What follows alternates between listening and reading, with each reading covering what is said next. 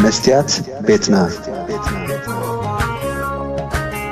خبركا وتصع حزب تግራይ ሎሚ ረድኤታ ያተወንሞ ተጸበብ ዝብል አጉል ተስፋ ብጥሜት ተሐልፍ ትንፋሳይ ክትሁሉን ያሞ ልክዕ ከም ህዝብ ሱዳን ዘላትና ቁራስ ቅጫ መቂልና ሩሕ ከነድሕን ድልዋቲናሞ ኤርትራ ገዛኹምያ ድሕሪ ደጊም ብጥሜት ተሐልፍ ትንፋስ ትግራዋይ ክትሁሉን ያ 360 ዲግሪ ትዕጾ ትግራይውን አይ ክትሁሉን ያ ኢልኩም አሎ ፕሬዝዳንት ሀገረይ ተጋዳላይ ኢሳያስ አፈወርቂ ውልቀ መላኺ ኢሳያስ አፈወርቂ ትማሊ በመንገድ ዘይ ወቅዓዊ ወሃብ ቃሉን ናይ ፕሮፓጋንዳ አገልጋሊኡን አቢሉ ንህዝብ ትግራይ ዓቢ ብስራት ከም ዘለዎ ሓቢሮም እቲ ብስራት ድሕሪ ሕጂ ክልል ትግራይ ኣብ ክባን ዕጽዋን ከም ዘይተኣቱን ዝኾነ ትግራዋይ ብጥሜት ከም ዘይመውትን ከምኡውን ኩሎም ተጋሩ ነጠፍቲ ማሕበራዊ መራኸቢታት ናብ ኤርትራ ከም ድላዮም ከኣቱን ክወጹን ዕድል ከም ዝተዋህቦም ዝሕብር እዩ ቅድሚ ሕጂ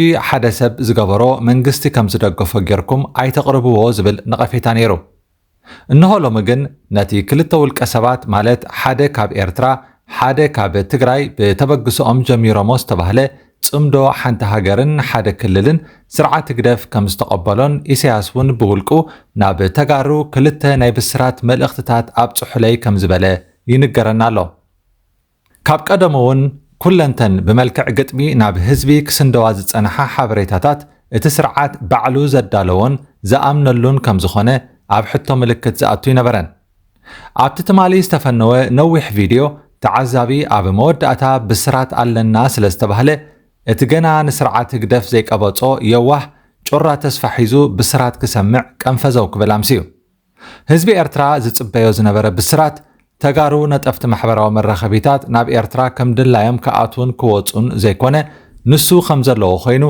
ብቐንዱ ግን ኣብ መላእ ዓለም ብሰንኪ ስርዓት ግደፍ ፋሒለን ተበታቲነን ብፍልሰት ዝጠፍኣ ናይ ኤርትራ ስድራ ቤታት ናብ ሃገረን ክምለሳ ሓንቲ ቤተሰብ ከምቲ ንቡር ኣብ ኤርትራ ኣብ ሓደ መኣዲ ክትከብብ ዝኾነ ኤርትራዊ ብዘይ ፍቓድ ካብ ሃገር ክወፅእ ክኽእል ኣብ ጉድድ ዕስክርና ጅሆ ተታሒዙ ብዘይ ሞያ መጻኢ ዕድሉ ጸልሚቱ ዘሎ መንእሰይን ኣብ ማእከላይ ዕድመ ዝርከብን ኤርትራዊ ናብ ቤቱ ክምለስ ድሕሪ ደጊም ምልካዊ ስርዓት ፈሪሱ ዲሞክራሲያዊ ምሕደራ ክትኣታቶ ስለ ዝኾነ ቅዋምና ኣብ ተግባር ክውዕል እዩ ኤርትራውያን ወከልቶም ክመርጹ ናይ ፖለቲካን ናይ ሕልናን እስራት ክፍትሑ ጋዜጠኛታት ብነጻነት ክጽሕፉን ነጻነት ፕረስ ክሕሎን ካልእን ዝብሉ እዮም እቲ ካልእ ናይ ኢሳያስ ብስራት ንተጋሩ ድሕሪ ሕጂ ብመንገደይ ረድኤት ክወሃበኩም ስለ ዝኾነ ጠሚኹም ኣይክትሞቱን ኢኹም ዝብል እዩ ተጋሩ ሙሉእ ብምሉእ ኣብ ዕፅዋ ኣትዮም ዓለም ዘሰክሐ መከራ ካብ ዘሕልፉ መቸም ነዊሕ ኣይገበሩን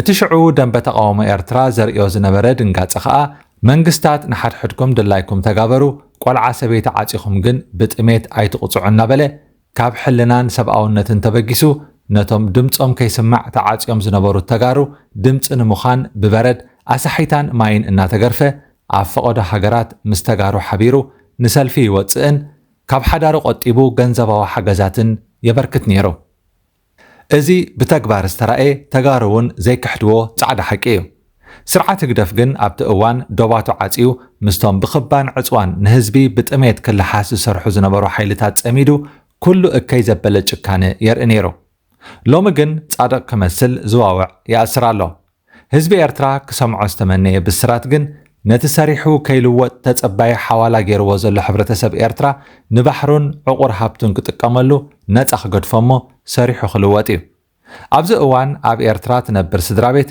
ብዘይ ናይ ደገ ሓዋላ ደው ኢላ ትኸይድ ዳርጋ የላን ኢልካ ምምሓል ይከኣል መንእሰያት ኤርትራ ኣብ ኣውሮጳን ኣብ መላእ ምዕራባውያን ሃገራትን ንነፍሶም ጥራሕ ዘይኮነ ንመላእ ስድራ ቤቶምን ዓሌቶምን ከኣልዩ ናይ ሌትን ናይ ቀትርን ስራሓት እናበራረዩ ሰሪሖም ዝረኸብዎ ገንዘብ ናብ ኤርትራ ኣብ ምሕዋል እዮም ዝርከቡ በዚ ምኽንያት ገንዘብ ምእኻል ኣብይዎም ኣብ ጭንቀት ዘለው ቁፅሮም ውሑድ ኣይኮነን እሞ ህግደፍ ደኣ ካበይ ዝመጽእ እኽሊ እዩ ንተጋሩ ብጥሜት ከይሞቱ ክልግሰሎም ዝደሊ ዘሎ ብዓንደ ርእሱ ኸ ስርዓት ግደፍ ፖሊሲኡ ኣንጻር ረድኤት ከም ዝኾነ ዶ ኣይኮነን ዝዛረብ ርእሰ ምርኮሳ ኢና ንኣምን ካብ ዝኾነ ቦታ ረድኤት ኣይንልምንን ኢና ዶ ኣይኮነን ዝብል መን ዝለገሶ እኽሊ እዩ ደኣ ሕጂ ተጋሩ ክበልዕዎ ክፅዓንን ክራገፍን ዝድለ ዘሎ ኣብ ኤርትራ ተሓሪሱ ዝተሓፍሰ ከም ዘይኮነ መቸም ጥርጥር የብልናን እዛ ጽምዶ እዚኣ ብሕጂ ዕምራ ንኽንደይ መዓልታት ኣዋርሕ ወይ ዓመታት ከም ዝኾነ እኳ እንተዘይፈለጥና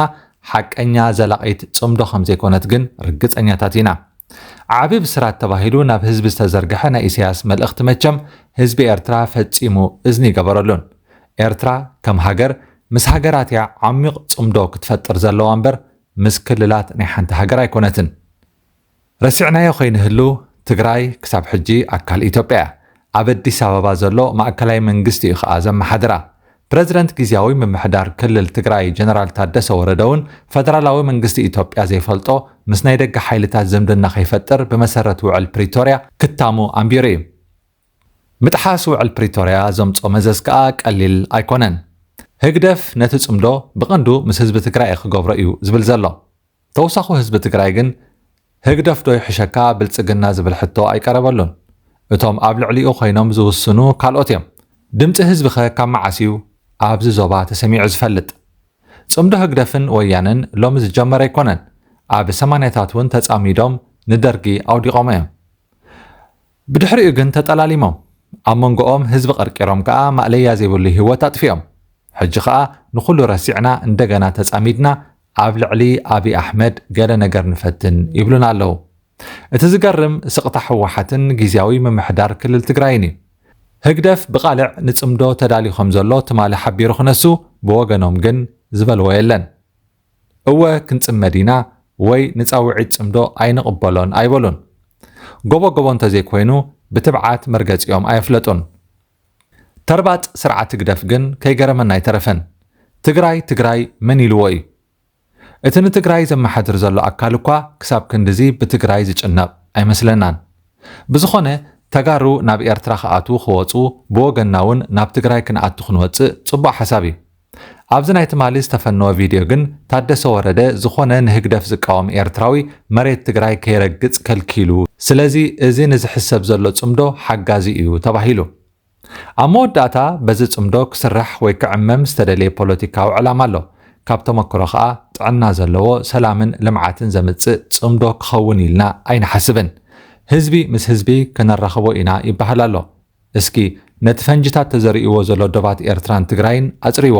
እስኪ ነቲ ጽኑዕ ኬላ ኣፍርስዎ። እስከ ህዝቢ ከም ድላዩ ክትሓዋወስ ሕደግዎ። ካብ ብዙሕ ግጥምታት ምፍራይን ጽምዶ እናበልካ ምፍካርን ነዘን ቀለልቲ ዝመስላ ግን ከዓ ንህግደፍ ዓብይ ግድል ዝኾና ንህዝቢ ከራኸባ ዝኽእላ ነገራት ይተዓወቱለን። እታ ናይ 2018 ናይ ዶብ ምኽፋት ኣጋጣሚ ሎሚ ክንሪኣ እንደሊ ኣለና።